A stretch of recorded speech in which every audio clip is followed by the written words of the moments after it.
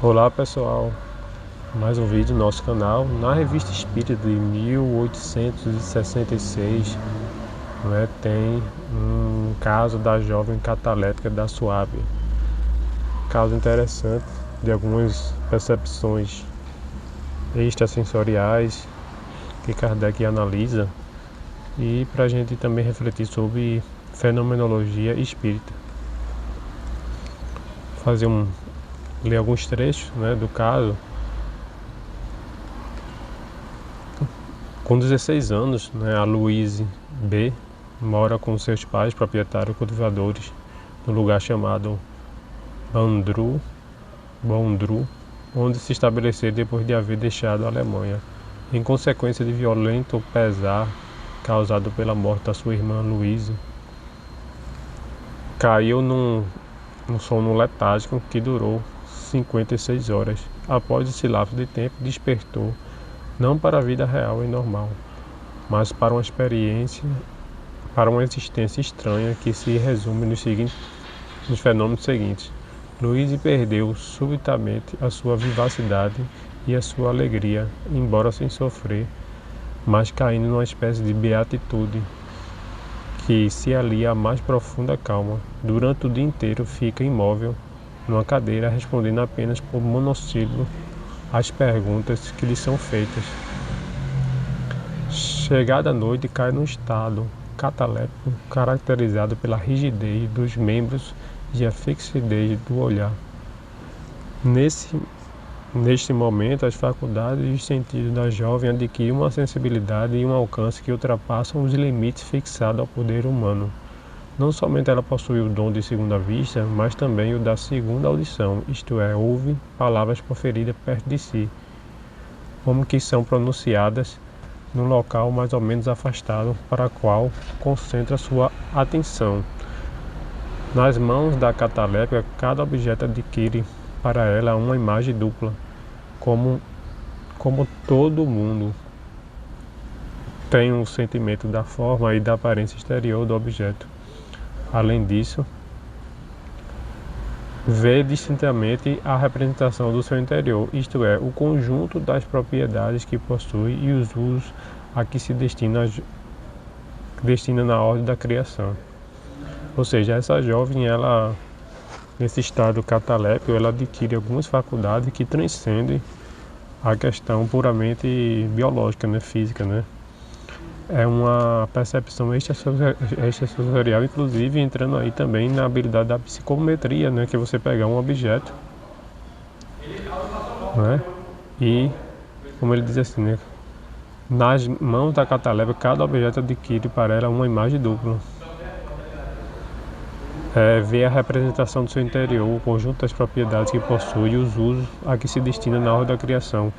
A pessoa que tem essa capacidade da psicometria pega um objeto e consegue sentir, vamos dizer assim, a história daquele objeto, podendo até resolver casos de crime, como já tem casos aí na literatura de os próprios órgãos,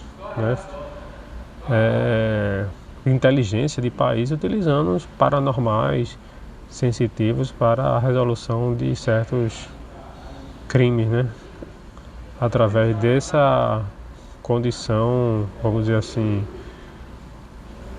que a gente espírita entende como atributo do espírito, de percepções que fogem da explicação puramente materialista e biológica. Continuando aqui, no grande número de plantas de amostra metálica e mineralógica submetida à sua inconsciente apreciação, assinalou virtudes latentes e inexploradas, que reportam ao pensamento as descobertas dos alquimistas da Idade Média. Luiz experimenta efeito análogo em relação ao aspecto das pessoas com as quais entra em comunicação pelo contato das mãos. Ela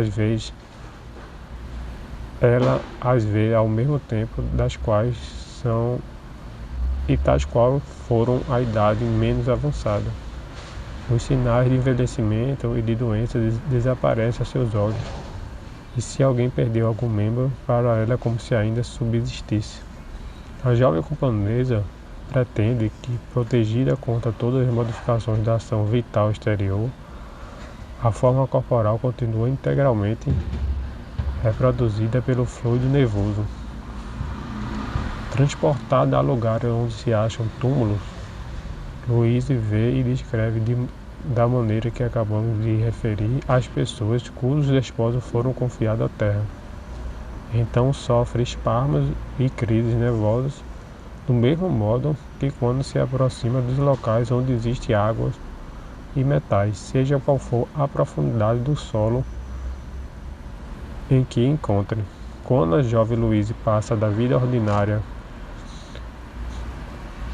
a esse modo de vida, que pode chamar superior, parece que um espesso véu cai de seus olhos. Para ela, a criação, explicada de maneira nova, representa um objeto de inexaurível admiração. E, embora letrado, encontra, para exprimir seu entusiasmo, comparação e imagens verdadeiramente poéticas. Nenhuma preocupação religiosa se mistura a essas impressões. Os pais, longe de achar nesses fenômenos insólitos motivo de especulação, ocultam-nos com maior cuidado. Se decidem a trazer sem ruído a mocinha a Paris, é porque essa superexcitação constante no sistema nervoso exerce sobre seus órgãos uma influência destrutiva e ela definha aos olhos vistos.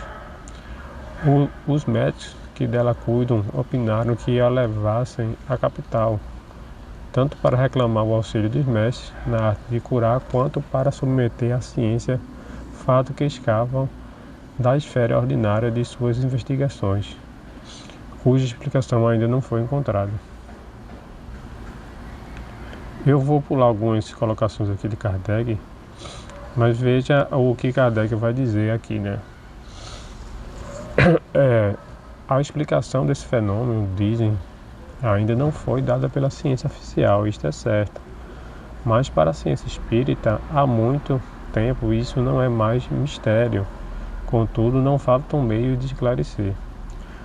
Os casos de catalepsia, de dupla vista e de sonambulismo natural, com as estranhas faculdades que se desenvolvem nesses diversos estados, não são raros. Porque a ciência ainda está à procura de suas explicações. É que a ciência se obstina em buscá-la onde não está, onde jamais encontrará, nas propriedades da matéria. Então veja a reflexão de Kardec, interessante, filosófica sobre a questão do materialismo e da visão filosófica, vamos dizer assim, pobre, né, de atribuir tudo à matéria. Veja o que Kardec diz. Eis um homem que vive, pensa, raciocina. Um segundo, depois morre. Não dá mais nenhum sinal de inteligência. Então havia nele, enquanto pensava, algo que já não existe, pois não pensa mais. O que pensava nele? Dizeis, não é o materialista, que é a matéria. Mas a matéria continua sempre lá, intacta, sem uma parcela menos. Por que então pensava há poucos instantes e agora não penso mais? É porque está desorganizada, né? Vai dizer o materialista, né? Sem dúvida as moléculas se desagregaram. Talvez se tenha rompido uma fibra. Um nada se desarranjou e o movimento intelectual parou. Eis assim o gênio, as maiores concepções humanas, à mercê de uma fibra, de um átomo imperceptível, e perdidos os esforços de toda uma vida de labor, de todo esse mobiliário intelectual adquirido às duras penas, nada resta. As mais vastas inteligências não passa de pêndulo bem montado, que, uma vez deslocado, só serve como ferro velho. É pouco lógico e pouco encorajador. Com tal perspectiva, sem dúvida seria melhor cuidar apenas de comer e beber.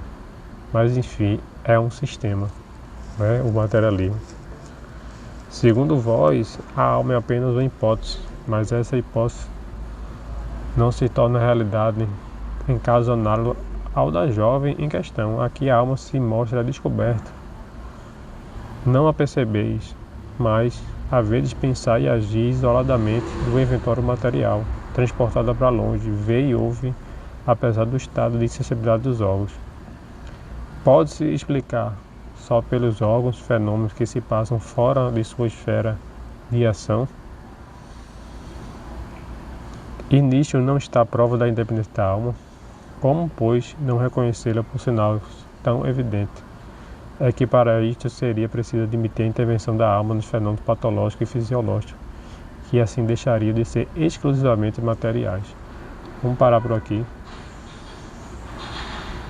para continuar uma outra reflexão.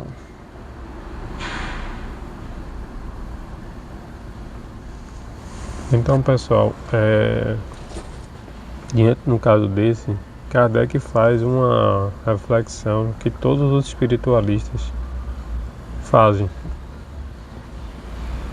em relação à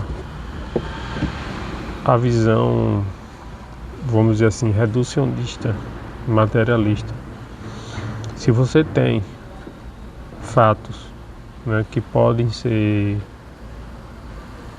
evidenciados, né, em toda a história da humanidade, em todos os povos, né, em todas as famílias, fatos, não é, que a ciência, no seu escopo de que a consciência, a ciência digo materialista, a visão de alguns que é, vamos dizer assim, a corrente principal de pensamento da ciência, que, por exemplo, a consciência é produto do cérebro. Mas você tem casos, né, como dessa jovem, que nesse estágio que ela estava de catalepsia, ela consegue transpor os sentidos, né? Perceber falas distantes, não é? Analisar características energéticas de objetos, não é? Perceber doenças em outras pessoas, enfim, e tantos outros casos, né? Onde o ser humano ele tem capacidades, né, de percepção que não estão limitadas à questão biológica, né, ao que a física, né, vai dizer. Por exemplo, eu não posso enxergar além do muro que está na minha frente para a ciência materialista, mas existem casos de visão remota que consegue perceber o que está acontecendo até em outro país, e isso é confirmado. Inúmeros casos desse tipo, não só através de experiências de quase morte, que acontece bastante isso, percepções extras sensorial, o espírito sai do corpo e percebe o que acontece no entorno, fora do ambiente da UTI, mas também habilidades nesse sentido, não é? Uma pessoa da família passa por um acidente, de repente um parente sente um desconforto no mesmo instante. É coincidência, não é? Para quem tem esse apego a uma visão reducionista materialista, qualquer explicação é válida. O que eu acho interessante é que muitos argumentos irracionais que os religiosos fanáticos usam, os materialistas também usam, né? Para quem quer manter a sua fé cega, se aceita tudo. Mas os materialistas, eles não ficam atrás, no sentido de que eles admitem as coisas mais improváveis para negar o espírito. Ele vai dizer que é alucinação, ele vai dizer que é coincidência, ele vai dizer que é fraude, em casos que foram investigados e se verifica que não tem como ser dessa forma. Mas é aquele reducionismo da ciência que, quando Kardec fala, precisa considerar a possibilidade do espírito. Porque se você considera a possibilidade do espírito, você consegue abrir a mente e para, pelo menos, ter a sensibilidade e o interesse de investigar sem um preconceito, né, como existe. E é esse o espiritismo que a gente se propõe a trazer: espiritismo racional, espiritismo baseado em evidência, espiritismo pé no chão. Tá certo, pessoal? Um abraço e até o próximo vídeo.